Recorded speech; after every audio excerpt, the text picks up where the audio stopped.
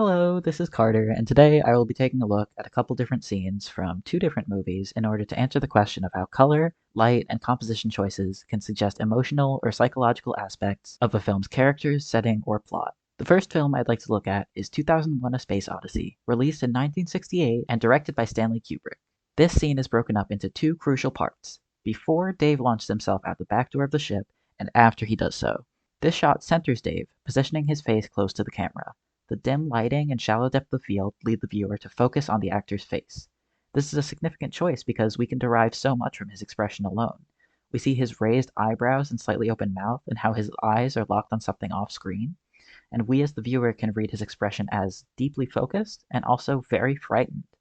This makes the tension and stakes of the scene feel much greater, as we are led to empathize with Dave as he takes his one incredibly risky shot at survival.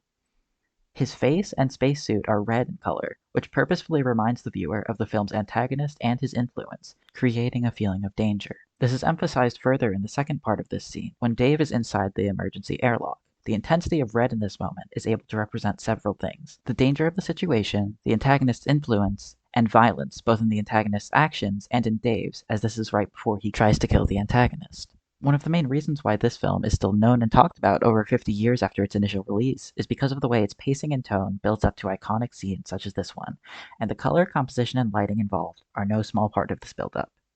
The second film I'd like to talk about is Donnie Darko, released in 2001 and written and directed by Richard Kelly. The colors in this film are largely subdued, and the lighting is overall desaturated and melancholic, with dramatic shadows often being cast across the main characters' faces. This consistency is broken at times, though, to create a deeper impact on the audience, and I'll get to that in just a second. This scene begins with a shot of Donnie's younger sister jumping on the trampoline at home.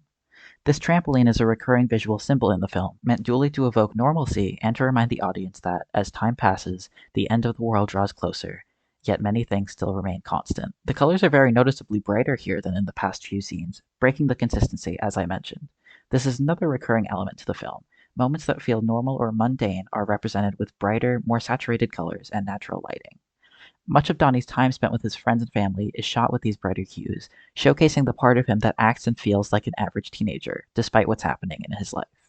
When Kitty Farmer appears in this scene, we see her with her hair down for the first time. This is soon after she has learned of the upcoming and highly incriminating trial of her idol, Jim Cunningham, which she discusses in this scene. We can interpret the change of her hairstyle as representative of a simultaneous change in character, as she informs Donnie's mother that she is desperate for her help when previously the two have had an at-odds relationship. Besides the opening shot, the length of this scene is broken up into two main camera angles, one where the camera is facing Kitty and the other where it faces Donnie's mother.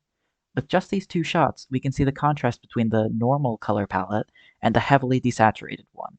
Furthermore, we can see the distinction between these characters. Kitty is oblivious to Donnie's struggles beyond how it affects her and her teaching.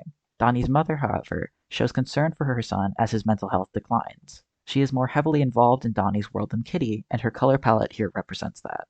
It's worth mentioning as well that the darkest, most desaturated scenes are the ones where Donnie is in therapy or seeing Frank. This gives the audience a better idea of the mental toll these things are taking on Donnie, and it's worth mentioning that, as the film progresses, this color palette becomes more and more common. Both of the films I talked about show thorough intention behind their use of framing, color, and lighting all throughout. The scenes I picked to analyze are only small examples of the ways that photographers, filmmakers, and other cinematic artists use these qualities to tell a much deeper story than what otherwise meets the eye.